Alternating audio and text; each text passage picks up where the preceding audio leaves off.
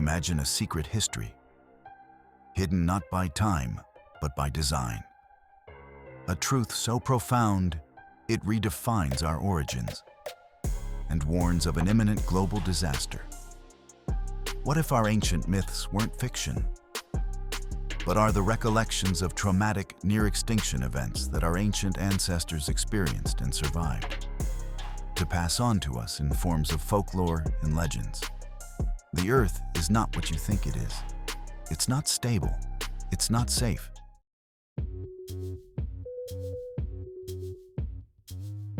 John Thomas, an aerospace engineer and physicist, tried to warn us in 1965. But the Central Intelligence Agency, CIA, stopped him. They only allowed him to publish a sanitized version of his book. He wanted to warn us of what he knew, what he had experienced, secrets he had learned from Earth's past history, knowledge given to him by aliens from another star system. Thomas called it the Adam and Eve story, but most of the details were missing, hidden by our government. Thomas's secrets would die with him in 1998. In 2013, the CIA released a heavily redacted version of Thomas's original warning. But the information that really matters was still blacked out. What deadly secrets are the CIA still hiding from us? And who was John Thomas? Was he a time traveler? And why did the CIA silence him? The answers lie in the distant past.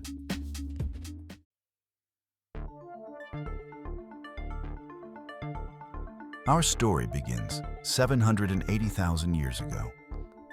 3 human species walked the Earth: Homo sapiens, Neanderthals, and Denisovans.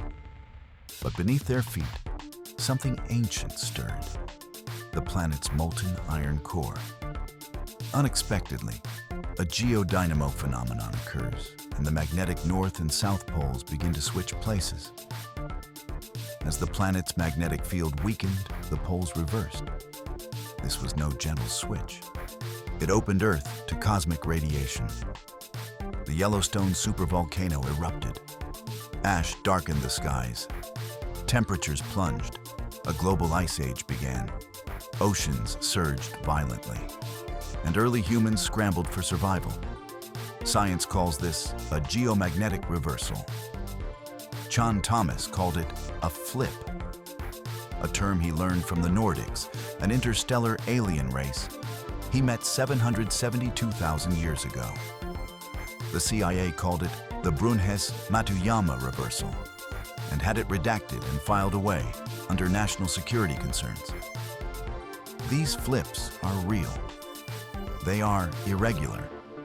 They occur every 200,000 to 300,000 years on average. And the last full flip happened 780,000 years ago, which means we are long overdue. The consequences are dire. Our power grids will be fried, our technology crippled, and our very existence will be tested. Will humanity suffer the same fate as the Neanderthals, the Denisovans, destined for extinction? The next major magnetic polarity event would occur 740,000 years later, and a legend would be born. I have some bad news and some good news. The bad news is we didn't raise the ransom of 1,000 YouTube subscribers. The good news is that Lenny escaped his catnappers. My husband, Bite, is trying to crowdfund for more YouTube subs. Let's save Lenny. Please subscribe, share, and like the video. Now back to the show.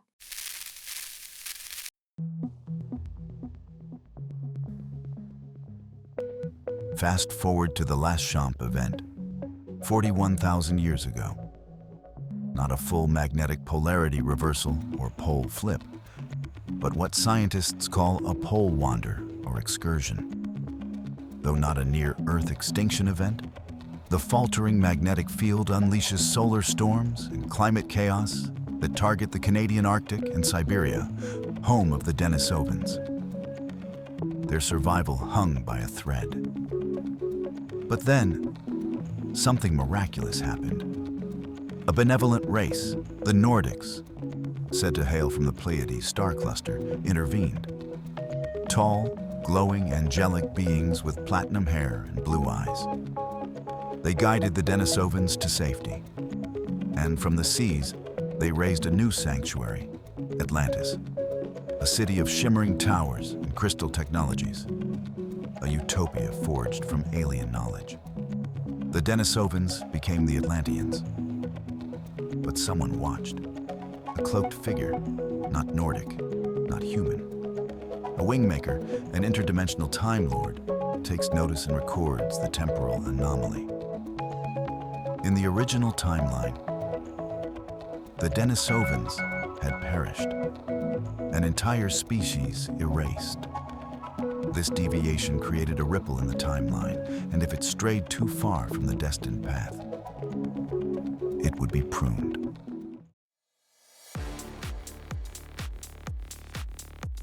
Our story leaps forward again to a classified naval experiment in 1943 aboard the USS Eldridge, the infamous Philadelphia experiment. John Thomas, a newly minted physicist from Dartmouth College, and Nikola Tesla, the genius, initiate the experiment. Designed to achieve invisibility, it would unleash far more than anticipated. The experiment tore open a space-time rift, sucking Thomas and Tesla into a terrifying null-void space. To save Thomas, Tesla revealed his true form, a wingmaker, a guardian of timelines. Using the last of his temporal power, he sends Thomas back and seals the rift, vanishing into the void, forever lost. John Thomas reappeared, but not in 1943. Tesla had sent him to an ice age, 770,000 BCE, the very beginning of the Middle Pleistocene. Mr. Shadowtrace, how did Chan get the cool winter clothes? What? Where's Lenny? He's in charge of scene integrity. It's so hard to find good help these days. Maybe I should go full AI. It would be much cheaper. Anyways, since you're going to interrupt, I might as well introduce you. Bite the Rat and Lenny the Cat are my 2 gig workers who help me produce the show. All my other faceless YouTube colleagues have AI script writers. I hope I'm not making a mistake using carbon-based life forms. Mr. Shadowtrace, we could say Tesla, aka Wingmaker, changed Chan's clothes knowing that he was sending him to an ice age to meet the Nordics? That sounds good. Let's go with that. Oh, by the way, please hit that subscribe button. My job depends on it. All right. Let's get back to Chan Thomas before he freezes to death.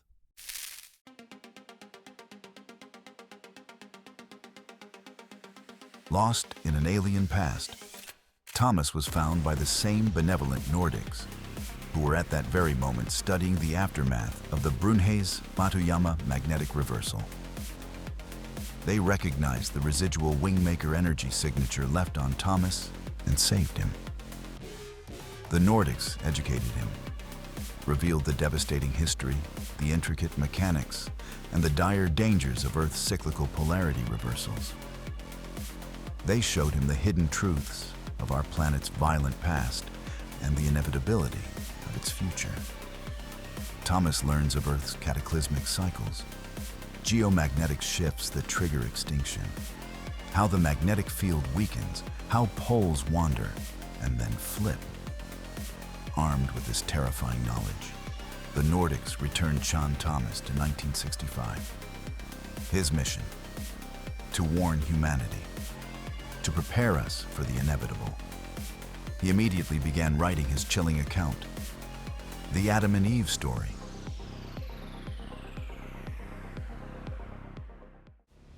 Thomas wrote The Adam and Eve Story. It warned of Earth's crust shifting suddenly, not just magnetic poles, but the land itself. Tsunamis, megaquakes, volcanic winters. Entire civilizations wiped clean.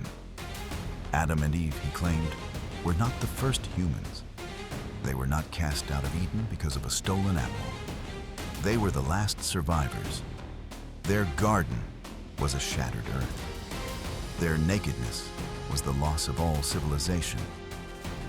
And the flood myths, Noah's Ark, and even the legend of Atlantis are not mere fables, not fiction, but memories, etched in story, encoded warnings. How will we fare? Our fragile global infrastructure is entirely dependent on stable magnetic fields and uninterrupted power. A pole shift event, as Thomas describes, wouldn't just be an inconvenience. It would be an extinction-level event for civilization as we know it.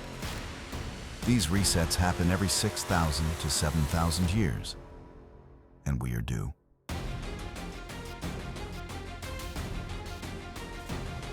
Thomas's warnings were silenced.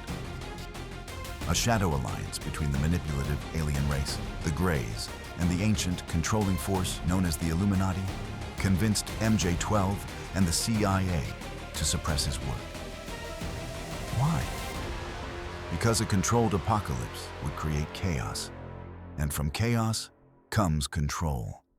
The redacted version of the Adam and Eve story was released in 2013, sanitized, the truth scrubbed clean. The Nordics, the Wingmakers, Nikola Tesla's self-sacrifice, the time rift, and the true, explicit warnings of imminent doom. Erased, classified, hidden from public view. Do you believe we were told the truth? Or only what they wanted us to believe?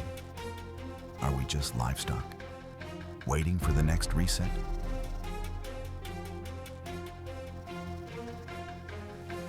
By 9600 BCE, Atlantis had become a threat. Their technology, too powerful for their immature species, led to unchecked arrogance.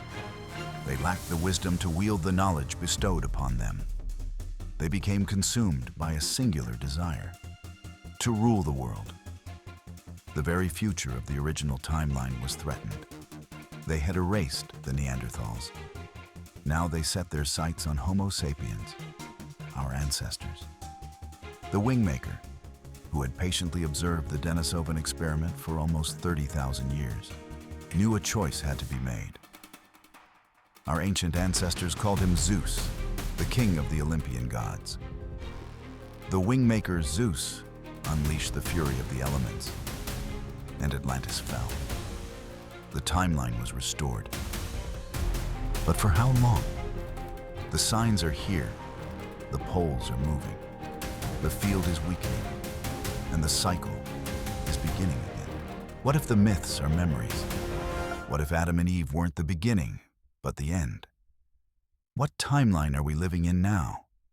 And more importantly, will we survive the next flip? Our answers lie in the skies. We are not alone. Please comment if you think Lenny will make it home. Will his best friend Bite save the day, or will Lenny run into more trouble? If you enjoyed this episode, please share, like, and subscribe for more revealing stories of alien interaction, government conspiracies, myths and legends that blur the line between fact and fiction. Watch for the next episode. We go to London.